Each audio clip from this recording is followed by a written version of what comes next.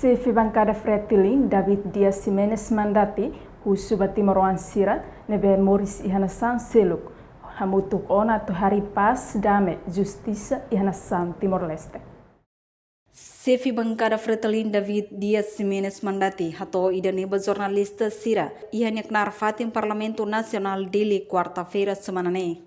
Chefe bancada ne relata Timor-Leste ukung antina ronulu ona nune husuba cidadão Timor-Leste sira nebe maktinam barak ona Moris Ihanasan Indonesia hanesang iha kupang atambua hamutuk ona hori hametim pas no estabilidade iha Timor-Leste.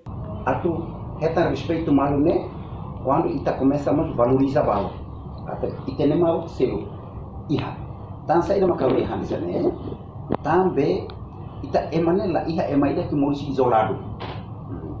Ita tinha sucesso, ita tinha realização, sempre ita realiza batida iha comunidade ita tinha lete, a sociedade ita tinha lete.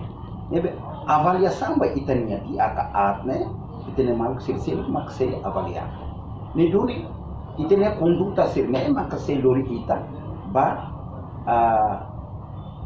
paz ou estabilidade ita né. Aceita malu o insa.